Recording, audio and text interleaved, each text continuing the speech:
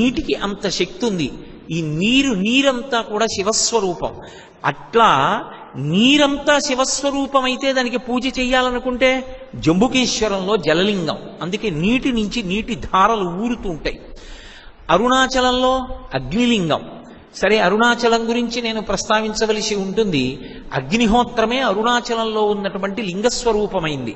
అందుకని అక్కడ ఉన్న శివలింగాన్ని ఆరాధన చేస్తే అగ్నిని ఆరాధన చేసినట్లు. కాబట్టి అరుణాచలంలో అగ్నిలింగం. ఇక శ్రీకాళహస్తిలో వాయులింగం. నమస్తే వాయు త్వమేవ ప్రత్యక్షం బ్రహ్మాసి అని. వాయువుకి ఒక లక్షణం ఉంటుంది.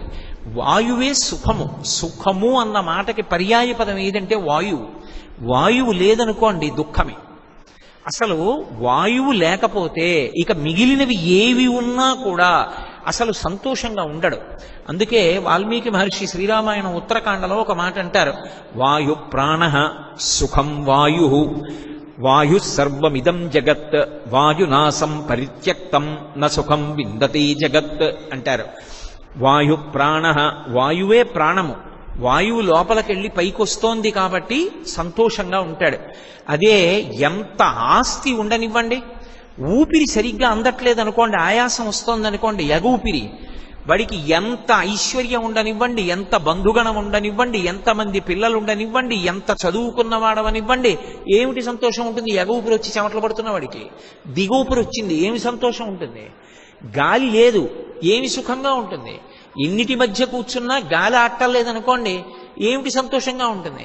వీడు ఇంకో అరగంట చెప్తాడని కదా నాకు 2 పెట్టారు.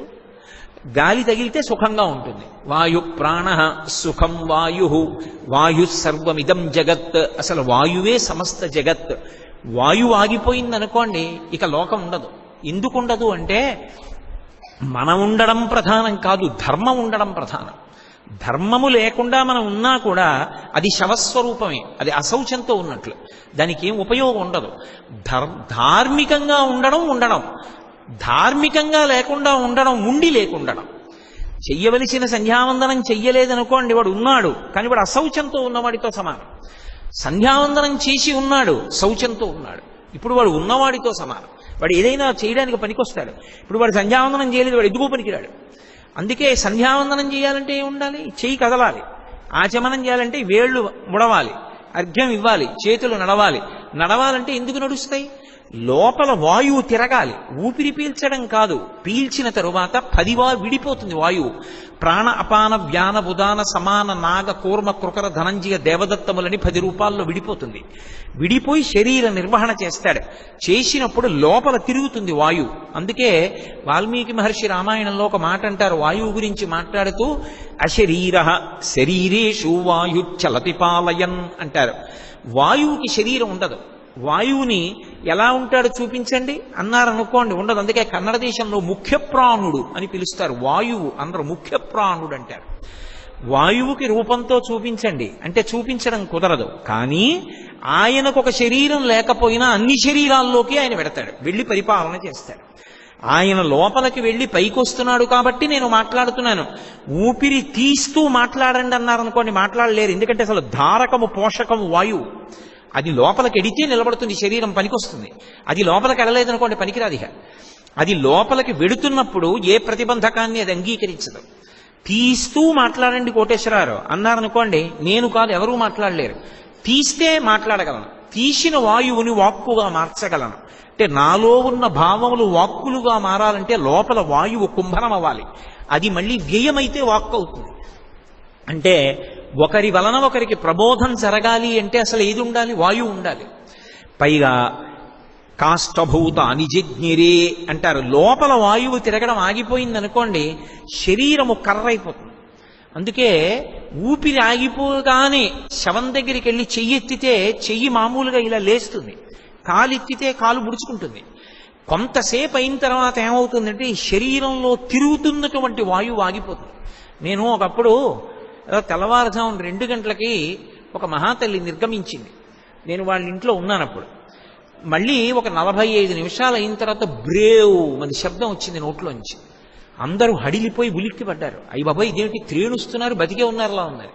కాదు, లోపల ఎక్కడో ఉండిపోయినటువంటి వాయువు వెళ్ళిపోతుంది. మెల్లిమెల్లిగా అంతా బయటికి వెళ్ళిపోతుంది.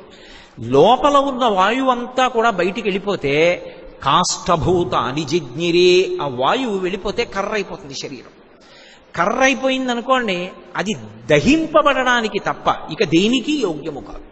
అప్పుడు ఇక దాన్ని కాల్చేయాలంటే అగ్ని సంస్కారం చేసేస్తారంటే, ఇన్నాళ్ళు అగ్నికార్యం చేశాడు ఆ చేత్తో, తిరిగింది కాబట్టి, ఇప్పుడు ఆ చెయ్యి తిరగదిక. తిరగని చేతులు కాబట్టి ఇక అది ఉండి ప్రయోజనం లేదు. దాన్నే హవిస్సుగా కొడుకు అగ్నిహోత్రంలో వేసేస్తాడు. అగ్నిహోత్రుడా, మా తండ్రి గారి శరీరాన్ని హవిస్సుగా తీసుకెళ్ళిపోమంటాడు. అంటే అసలు సమస్తమునకు కారణమేది వాయువే.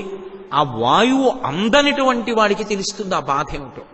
ఇంటెన్సివ్ కేర్ యూనిట్లో ఉన్నవాడికి వెంటిలేటర్ పెడితే కొనుక్కు తెచ్చుకున్నటువంటి జీవితం అంటారు. బారోడ్ లైఫ్ మీద ఉన్నారండి ఆయన అంటారు. అంటే ఆయన ఉన్నవాడు కాదు, తెచ్చి ఆక్సిజన్ అందిస్తున్నారు కాబట్టి ఉంది అని అనిపిస్తున్నారు. అది తీసేస్తే వెళ్ళిపోయాడు. కాబట్టి వాయువే సమస్తము. అటువంటి వాయువు పరమశివుడు. ఆయన్ని ఒక రూపంతో చూడాలి ఆ వాయువునంతటినీ అని మనం అనుకున్నాం అనుకోండి, అదే శ్రీకాళహస్తిలో వాయులింగమై ఉంటుంది. అందుకే గుడి తలుపులన్నీ వేసేసినా కూడా ఎదురుగుండా ఉండేటటువంటి వేలాడుతున్న ప్రమిదలోని ఒక్క దీపం మాత్రం ఎప్పుడూ ఇలా కదులుతుంది, కదలకుండా మాత్రం అది ఉండదు. అది వాయులింగం. కాబట్టి ఆ కాంచీపురంలో పృథివీలింగం, జంబుకేశ్వరంలో జలలింగం, అరుణాచలంలో అగ్నిలింగం, ఆ తర్వాత శ్రీకాళహస్తిలో వాయులింగం, కోణార్కలో సూర్యలింగం. సూర్యుడు శివస్వరూపం. శంకర భగవత్పాదులు ప్రశ్నోత్తర రత్నమాలిక చేస్తూ అంటారు, శివుడు ఎవరు అంటే సూర్యుడే. సూర్యుడే శివుడు. అందుకే మంగళప్రదుడు. ఆయన వచ్చాడంటే కాంతి వస్తుంది. ఆయన వచ్చాడంటే మనలో ఉండేటటువంటి ఇడ, పింగళ అని నాడులు ఉంటాయి, సుషుమ్న అని. సుషుమ్న నాడి తెల్లవారుజామున ప్రేరకత్వాన్ని పొందుతుంది సూర్యకిరణం పడినప్పుడు. దానికి అదొక ప్రత్యేకమైనటువంటి లక్షణం. ఒక్కొక్క మాసంలో ఒక్కొక్క కిరణం ఒక్కొక్క పేరుతో పిలువబడుతుంది. అందుకే ద్వాదశాదిత్యులయ్యారు. 12 నెలలకి 12 పేర్లతో అధిదేవత అయి ఉంటాడు. ఆ కిరణం వచ్చి పడిందనుకోండి, శరీరంలో ఉన్నటువంటి ఆ మత్తు, ఆ లోపల ఉన్నటువంటి తమోగుణం అంతా ఒక్కసారి విరిగిపోతే తుమ్ము వస్తుంది. తుమ్ము రూపంలో శరీరాన్ని పట్టుకున్న జడత్వం వదులుతుంది. అలా వదలగొట్టగలిగినది ఏదంటే సూర్యకిరణం. అందుకే తెల్లవారుజామున చూడండి, సూర్యుని వంక ఇలా చూస్తే తుమ్ము వస్తుంది. సుషుమ్నా నాడిని ప్రేరేపిస్తాడు ఆయన. శివస్వరూపంగా సూర్యుడు ఆకాశంలో ప్రకాశిస్తూ ఉంటాడు. అందుకే కోణార్కలో ఆ సూర్యుణ్ణి కన్నెత్తి చూడలేం, దగ్గరికి వెళ్ళి ముట్టుకోలేం, ఓ పువ్వు ఆయనకి వెయ్యలేం. ప్రదీపజ్వాలాభిర్దివసకర నీరాజన విధి అంటారు శంకరాచార్యులు వారి సౌందర్యలహరిలో. సూర్య భగవానుడికి హారతిస్తే ఆ హారతి తేజస్సు ఏం కనపడుతుంది? ఈ వెలుగులో ఆయన్ని చూడాలంటే ఆయన వెలుగు కొంత తగ్గితే బాగా కనపడతాడు.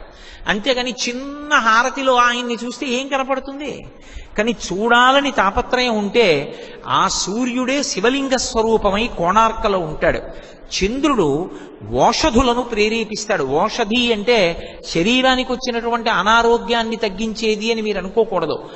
వేదంలో ఓషధి అన్న మాట దేనికి అన్వయం అవుతుందంటే, భూమిలో దున్నినప్పుడల్లా విత్తనం పెడితే మళ్ళీ ఒక విత్తనం పెడితే దోసిడు విత్తనాలను ఇచ్చి కడుపు నింపుకోవడానికి మళ్ళీ భూమిలో వేయడానికి పనికొచ్చేటటువంటి రూపం ఏదుందో దాన్ని ఓషధులని పిలుస్తారు. బియ్యం, గోధుమలు ఇలాంటివన్నీ ఓషధులు. ఈ ఓషధులన్నీ ఎందుకు పెరుగుతాయంటే చంద్రకిరణముల యొక్క శక్తి నదులలోకి వెడుతుంది. ఆ నదులలో ఉండేటటువంటి నీరు భూమి మీదకి వస్తుంది.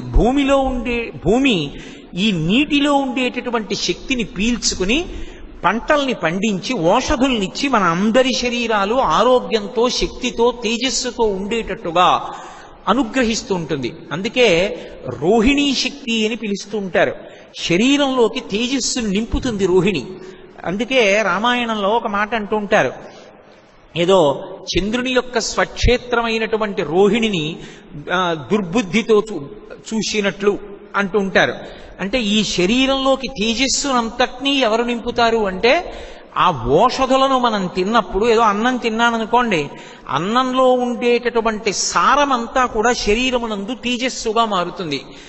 ఈ తేజస్సుని సక్రమంగా వినియోగించుకుంటున్నావా, పాడు చేసుకుంటున్నావా అన్నదానికి కారణం ఎవరవుతారంటే బుద్ధి అవుతుంది.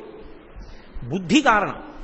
బుద్ధి సక్రమంగా లేదనుకోండి, శరీరంలో ఎంత తేజస్సున్నా క్షయం అవడానికి పనికొస్తుంది. ఆ తేజస్సుతోటే వాడు చెయ్యకూడని పనులు చేసి కారాగారంలో ఉంటాడు. చెయ్యకూడని పనులు చేసి తిరియక్కై కొన్ని కోట్ల జన్మలు మళ్ళీ కిందకెళ్ళిపోతాడు. చెయ్యకూడని పనులు చేసి ఎన్నో లక్షల మందిని బాధపడతాడు. ఆ తేజస్సుతోటే చెయ్యవలసిన పని చేసి తాను తరిస్తాడు, లోకాన్ని తరింపచేస్తాడు. ఆ తేజస్సుతోటే ఒక మంచి మాట మాట్లాడి దుఃఖంలో ఉన్నవాడికి శాంతి కలిగేటట్టు చేస్తాడు. నీకు పరమేశ్వరుడిచ్చినటువంటి ఓషధుల యొక్క శక్తిని మంచికి ఉపయోగించాలా, చెడుకి ఉపయోగించాలా, మంచికి ఉపయోగించి బాగుపడాలా, చెడుకు ఉపయోగించి పాడైపోవాలా అంటే ఈ రెండిటికి మధ్య ఉండేటటువంటిది బుద్ధి. ఆ బుద్ధి ప్రచోదనము మళ్ళీ దేనివల్ల జరుగుతుంది అంటే ఈశ్వరుడి యొక్క కృప వలన మంచి వైపుకి తిరుగుతుంది. అందుకే ధియో యోన ప్రచోదయాత్ అని అడుగుతాం. మా బుద్ధులు ప్రేరేపింపబడుగాక. ఈ బుద్ధిని ప్రేరేపించే వాళ్ళు ఎవరంటే దేవతలు, పరమశివుడు. ఆయన ప్రేరేపిస్తాడు. ప్రేరేపిస్తే పుణ్యశీలి అవుతాడు. మంచి కార్యాలు, వేదం చెప్పినటువంటి పనులు చేస్తాడు.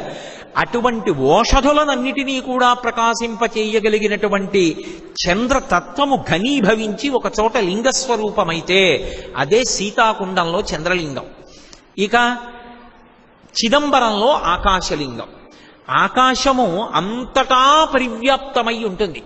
ఆకాశము ముక్కలవడం అనేటటువంటిది ఉండదు. కానీ మనం ఏమంటామంటే ఆకాశం ముక్కలైంది అని ఒక సౌలభ్యం కోసం అంటాం. ఏదో కుండ తీసుకొచ్చి అక్కడ పెట్టాను అనుకోండి, శూన్యం ఉందండి అనకూడదు.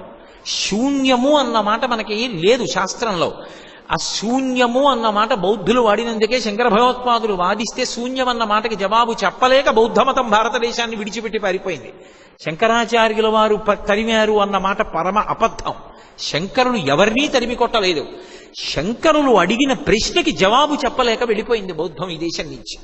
శూన్య సిద్ధాంతం బౌద్ధులదు కాదు. అంతటా పరివ్యాప్తమైన ఆకాశము పరబ్రహ్మము అన్న సిద్ధాంతము సనాతన ధర్మముది. కాష్ అంటే ప్రకాశించడం, ఆ అంటే అంతటా, ఆ అంటే మొట్టమొదటి అక్షరం. యో వేదాదౌ స్వర ప్రోక్తో వేదాంతే చ ప్రతిష్ఠితః తస్య ప్రకృతి లీనస్య యత్పరస్య పరమహేశ్వరః అంటాం. ఆ ఆకారం విష్ణువాచకం. అంతటా నిండిపోయినటువంటి పరబ్రహ్మతత్వం ఆకాశం. నేను తీసుకొచ్చి ఒక కుండ అక్కడ పెట్టాను అనుకోండి, ఇప్పుడు ఘటాకాశం, అందులో ఆకాశం ఉంది. అంటే ఆకాశం ముక్కయిందా కుండలో? అవలేదు. ఘటం బద్దలైపోయింది అనుకోండి, కుండ బద్దలైంది. ఇప్పుడు ఘటాకాశం ఏమైంది? మఠాకాశం, గదిలో ఉన్న ఆకాశంలో కలిసిపోయింది. ఇప్పుడు మఠాకాశం, గదికున్న గోడలు తీసేశాను అనుకోండి, అనంతాకాశం. ఆకాశము అనంతము. అది ఏదో ఒక చోట ఉండడము, ఈ మాంసనేత్రమునకు దొరకడము అనేటటువంటిది ఉండదు. అంతటా నిండిపోయి ఉంటుంది. అంతటా నిండిపోతే ఈ కంటితో ఎలా చూస్తావు?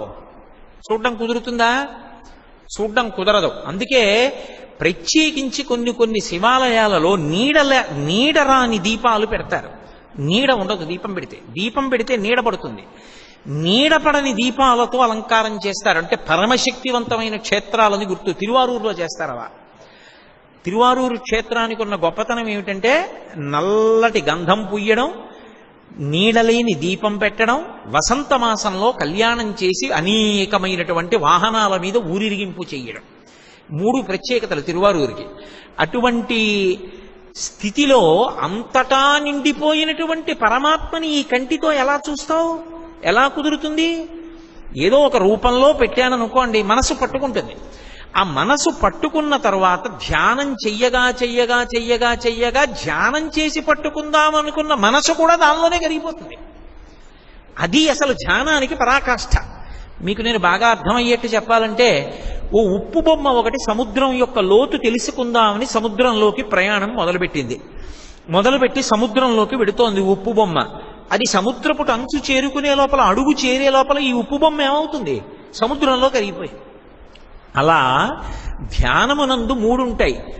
ఏది ధ్యానము చేస్తున్నారో అది, ధ్యానము చేస్తున్నటువంటి వాడు, ధ్యానము 3.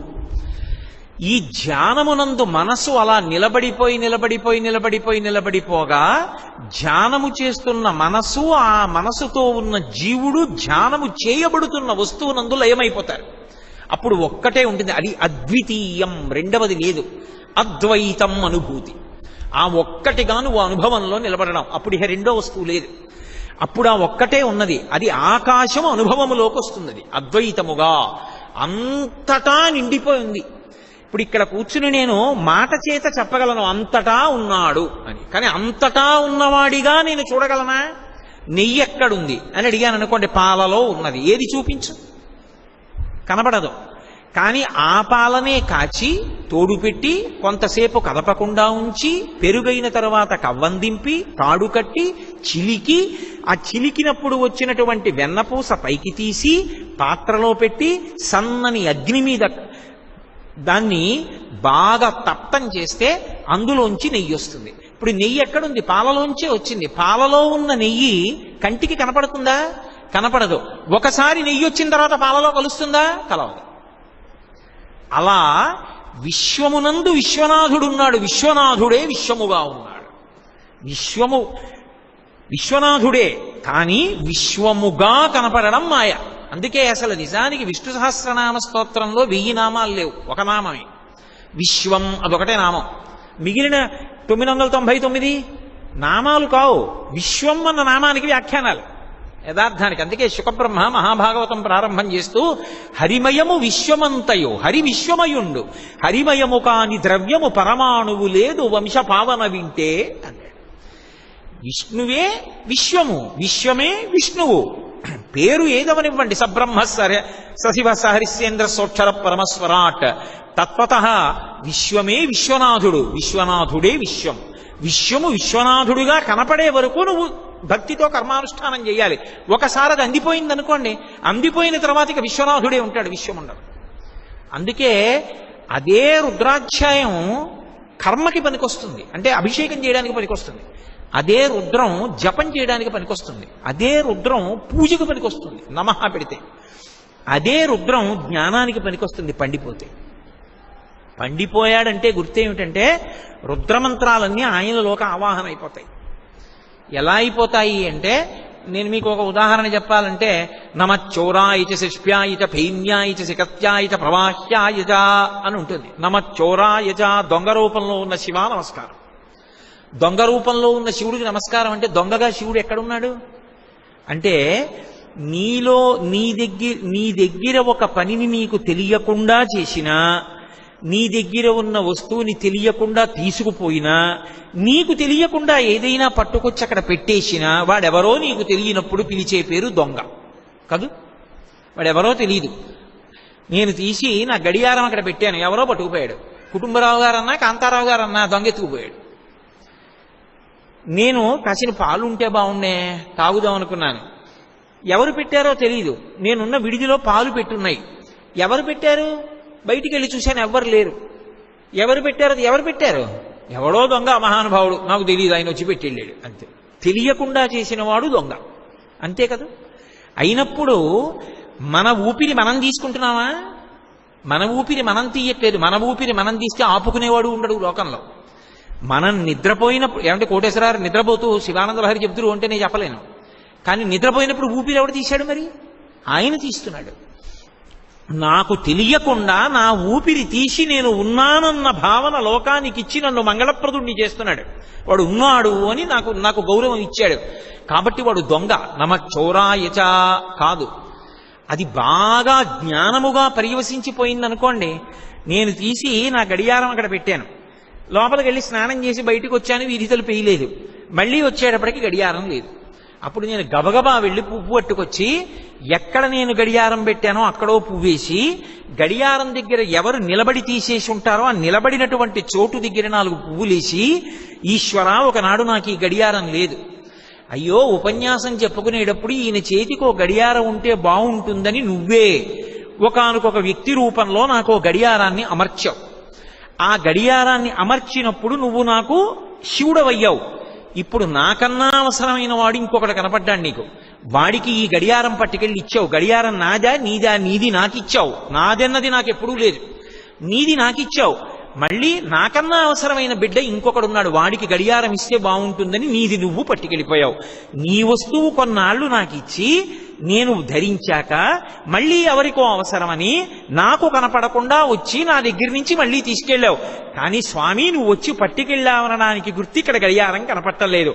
దొంగ రూపంలో వచ్చి పట్టుకెళ్ళావు కాబట్టి శివ దొంగ రూపంలో వచ్చావు, నమస్కారం. ఇప్పుడు వాడు పోలీస్ స్టేషన్కి ఎడతాడా, కోర్టుకి ఎడతాడా? వెళ్ళడు. వాడు సంతోషపడిపోతాడు, ఈశ్వర మా ఇంటికి వచ్చారు, మా ఇంటికి పరమేశ్వరుడు వచ్చాడండి అంటాడు. అప్పుడు వాడిని ఏమంటుంది లోకం? వీడే పిచ్చాడు ఏంటంటే, గడియారం పోతే మా ఇంటికి పరమేశ్వరుడు వచ్చాడని మురిసిపోతాడు ఏంటండి అంటాడు. అంటే ఏ ఉదాత్తమైనటువంటి అవతల వారి భావన నీకు అర్థం కాదో అప్పుడు వాడు నీకు పిచ్చివాళ్ళ కనపడతాడు. ఆ పిచ్చివాళ్ళకి పెద్ద పిచ్చివాడు పరమశివుడు. అందుకని ఉన్మత్త శేఖరాయ నమః అని పేరు. అంటే అంతటి మహాజ్ఞాని ఆయన. ఆ జ్ఞానం ఆయనను ఎవరు నమ్ముకున్నారో వాళ్ళకి ఇస్తాడు. కాబట్టి ఇప్పుడు ఆయన కానిది ఆయన లేనిది ఏదుంది? ఏమీ లేదు. అందుకు ఆయనకి స్థాణుహు అని ఒక పేరు. స్థాణుహు అంటే కదలకుండా దుంగలా ఉన్నాడని కాదు, కదలడానికి చోటు లేనివాడు. నేనున్నాను, అయ్యా మీరు ఇటు నుంచి ఇటు జరగండి అంటే జరుగుతాను. శివుణ్ణి జరగండి అన్నారనుకోండి, ఎక్కడ జరుగుతాడు ఆయన? ఆయనే అంతటా నిండిపోయాడు. అంతటా నిండిపోతే ఇంకా ఆయన్ని కొత్తగా జరగమంటే జరగడానికి చోటు ఎక్కడి నుంచి వస్తుంది? శంకరాచార్యులు వారి శివానంద లహరి చేస్తూ అంటారు, వస్త్రోద్ధూత విధౌ సహస్రకరత పుష్పార్చనే విష్ణుత గంధే గంధవహాత్మత అన్న పచనే బహిర్ముఖాద్యక్షత అంటారు. ఈశ్వర నీకు వస్త్రం చుట్టాలి అంటే అంతటా నిండిపోయావు. అంత నిండిపోయిన వాడికి పంచల చాపు నేసే సాలేవాడు ఎవరైనా ఉన్నాడేమిటి లోకంలో? ఓ వేళ ఎవడో నేసి తెచ్చాడు. ఏదో శ్రీశైలంలో పాగా దర్శనానికి కట్టేటటువంటి వాళ్ళలాగా పెద్ద పంచోటి తెచ్చాడు, కట్టండి అన్నాడు. ఏవి నాకు చేతులేవి అంతా కట్టాలంటే? అందుకని శివ మీకు పంచ కట్టాలి అంటే నన్ను విష్ణువుని చెయ్యండి, లేదా సూర్యుణ్ణి చెయ్యండి. ఆయనకి అంతటా పడే కిరణములు కరములు చేతులు ఉన్నాయి. అప్పుడు నేను కూడా అన్ని చేతులు వస్తే మీకు పంచ చుడతా. లేకపోతే పంచ ఎక్కడి నుంచి కట్టను నేను? చేతిలో పెట్టడం కాదు, పంచలు చాపివ్వడం అంటే చేతికిచ్చింది కాదు, మెడలో వేసింది, ధరింపజేశారు. అందుకే పెద్దలు ఇస్తే మెడలో వేస్తారు. మెడలో వేశారు అంటే ధరింపజేశారు నూతన వస్త్రాన్ని. కాబట్టి వస్త్రోద్ధూత విధౌ సహస్రకరత పుష్పార్చని విష్ణుత, నన్ను సూర్యుణ్ణి చేయి, నీకు పంచల చాపు కడతాను. ఇప్పుడు అంతటా నిండిపోయినటువంటి వాణ్ణి మాంసనేత్రంతో ఎలా చూస్తారు? చూడడం కుదరదు. కానీ వాడు అంతటా ఉన్నాడన్న భావన రూఢమైందనుకోండి లోపల, అప్పుడు చిదంబరంలో దర్శనం. చిదంబరంలో దర్శనం ఎలా ఉంటుంది అంటే, ఓ గది గోడ ఉంటుంది, ఆ గోడ మీద మారేడు దళాల మాలలు వేసి ఉంటాయి, తెరేసి ఉంటుంది. అక్కడికి వెళ్ళి నిలబడితే ఓసారి తెర తీస్తారు, హారతిస్తారు, తలుపేసేస్తారు, తెరేసేస్తారు. ఏదండి శివుడు ఏడంటే అదే శివుడు. ఇంకా శివుణ్ణి మళ్ళీ కొత్తగా నేను తీసుకొచ్చి ఇదిగో శివుడు అన్నాను అనుకోండి, అనంతంగా ఉన్నవాడిని పరిమితం ఎలా చేయను? పరిమితం చేస్తే ఆయన మళ్ళీ అనంతుడు ఎలా అవుతాడు? అనంతుడిగా చూడాలంటే అదిగో అంతటా నిండిపోయిన వాడు కాబట్టి అదిగో అలా ఎదురుగుండా 4 మారేడు దళాలు వేశాం, అవి ఆయనకే వేశాం. అంటే ఇక్కడ నువ్వు ఆ భావన పొందాలి. అంతటా నిండిపోయి ఆయన ఉంటే ఏమిటి ఉపకారం మనకి? నిండిపోయి ఉన్నాడు మంచిదే, ఏమైనా ఉపకారం ఉంది ఆయన వల్ల? ఉండడానికి ఉపకారం చేయడానికి చాలా తేడా ఉంది కదా. ఉండి ఏమిటి ప్రయోజనం అంటే, ఉండి నిర్వహణ చేస్తున్నాడు ఆయన. ఆయనే సమస్తాన్ని నిర్వహిస్తున్నాడు. అందుకే అక్కడ 2 సభలు చెప్తారు, చిత్ సభ కనక సభ అని 2 సభలు. చిత్ అంటే ఇదే. అందుకే శంకరాచార్యులు వారు సౌందర్యలహరి చేస్తూ ఓ మాట అంటారు, ఖచితపి చిదానందలహరి భజంతి త్వాం ధన్యాః ఖచితపి చిదానందలహరి అంటారు. ఆ లోపల ఉండేటటువంటి చైతన్యం ఉన్నదే, ఆ చైతన్యాన్ని అనుభవంలోకి, భావనారూపంలోకి తెచ్చుకోగలిగిన వాడెవడో వాడు ధన్యుడు. అటువంటి చైతన్య స్వరూపమై అంతటా నిండిపోయినటువంటి పరమాత్మ ఆకాశలింగంగా ఎదురుగుండా మారేడు దళాల మాలలతో దర్శనమిస్తే వాడే సమస్త ప్రాణుల యందు ఉన్నాడు. ఉండి బ్రహ్మాండమునందుంటాడు, పిండాండమునందుంటాడు, అంతటా పరివ్యాప్తమవుతాడు. బ్రహ్మాండంలో ఆయనే, పిండాండంలో ఆయనే. ఈ రెండిటిలోనూ ఉండి నడుపుతూ ఉంటాడు. ఎంత చమత్కారంగా నడుపుతాడంటే, బయట గాలి ఉంటుంది, దీనికి గాలి కావాలి, ఇందులో బయట గాలిని ఇది పీల్చుకుంటుంది, ఇది విడిచిపెడుతుంది. విడిచిపెడితే మరి మాలిన్యమైందా లేదా? మరి ఈ గాలి ఎవరు పుచ్చుకుంటారు? బ్రహ్మాండం పుచ్చుకుంటుంది. దీనికి నీళ్లు కావాలి, దాహం వేసింది, బ్రహ్మాండంలో నీళ్లు పిండాండంలో పోస్తాం, పిండాండంలో నీళ్లు మిగిలిపోయాయి, వదిలిపెట్టేయాలి, ఎవరు పుచ్చుకుంటారు? భార్య, బిడ్డలు, తల్లి, తండ్రి ఎవ్వరూ పుచ్చుకోరు. మళ్ళీ బ్రహ్మాండం పుచ్చుకుంటుంది. దీంట్లో ఆకలేసింది, పదార్థం కావాలి, బ్రహ్మాండంలోంచి ఓ పండు తెచ్చి ఇందులో పడేస్తాడు. దీంట్లో శేషం మిగిలిపోయింది, తెల్లవారిన తర్వాత ఎవరు పుచ్చుకుంటారు? బ్రహ్మాండం పుచ్చుకుంటుంది. అటు బ్రహ్మాండాన్ని ఇటు పిండాండాన్ని, బ్రహ్మాండంతో పిండాండాన్ని, పిండాండంతో బ్రహ్మాండాన్ని నడిపేదెవరు? శివుడు. అది నర్తనం అంటే, అది నటరాజస్వరూపము అన్న మాటకు అర్థం. అది సమన్వయం అవలేదనుకోండి, ఆ భూతం పడిపోయిందంటారు. బ్రహ్మాండంలో ఉన్న గాలి పిండాండం పుచ్చుకోలేదనుకోండి, పుచ్చుకుంది విడిచిపెట్టలేదు, విడిచిపెట్టింది పీల్చుకోలేదు, పడిపోయింది. ఇప్పుడు ఈ పడిపోయిన శరీరాన్ని ఎవరు పుచ్చుకోవాలి? బ్రహ్మాండమే పుచ్చుకుంటుంది. ఓ కుక్క చచ్చిపోయింది, బ్రహ్మాండంలో కలిసిపోవాలి. పిల్లి చచ్చిపోయింది, బ్రహ్మాండంలో కలిసిపోవాలి. మనిషి పోయాడు, బ్రహ్మాండంలో కలిసిపోవాలి. పిండాండములన్నీ బ్రహ్మాండంలో కలిసిపోవాలి, లేకపోతే భయంకరమైపోతుంది సమాజం. మనం చూడలేము. ఇక ఎక్కడ చూసినా శవాలు అలాగే ఉండిపోయి అనుకోండి, కళేబరాలు, ఎలా నడుస్తాం? కాలు తీసి కాలు వేయలేం. బ్రహ్మాండంగా మారుస్తాడు ఈశ్వరుడే. అందుకని బ్రహ్మాండ పిండాండ సమన్వయ శక్తిగా సృష్టికర్త, స్థితికర్త, ప్రళయకర్త అవుతాడు. 3 పేర్లుగా మారుతాడు. ఆ మారణం నటరాజ సభ, అది చిత్ సభ, కనక సభ అంటారు. ఒక మహారాజు ఆ సభకి బంగారు తాపడం చేశాడు, అంతే కనక సభ అయింది అది. అక్కడే పౌరాణికంగా అయితే అమ్మవారికి అయ్యవారికి పోటీ వచ్చింది. మన ఇద్దరిలో నాట్యంలో ఎవరు గొప్ప? ఎందుకంటే శక్తి కదూ అమ్మవారు. శక్తి అంటే కదిలితేనే ప్రయోజనం, కదలకపోతే శక్తికి ప్రయోజనం ఉండదు. ఆయనకి చాలా తెలుసండి, ఏమీ చెప్పడం, ఏమిటి ఉపయోగం? ఆవిడికి బ్రహ్మాండమైన పాటలు వచ్చండి, ఒక్కటి పాడదు, ఏమిటి ఉపయోగం? ఆయనకి చాలా ఓపిక ఉందండి, ఏ గుడికి ప్రదక్షిణం చేయడం, ఏమిటి ఉపయోగం? శక్తికి కదలిక లేకపోతే ఉపయోగం లేదు, శివుడు కదిలితే ఉపయోగం లేదు. శివుడు అంటే తనలో తాను రమించడం. కదలికలన్నీ చివరికి ఎక్కడికి వెళ్ళాలి? కదలిక లేని స్థితికి వెళ్ళాలి. పూజ చేసావు, బతికున్నన్నాళ్ళు పూజే.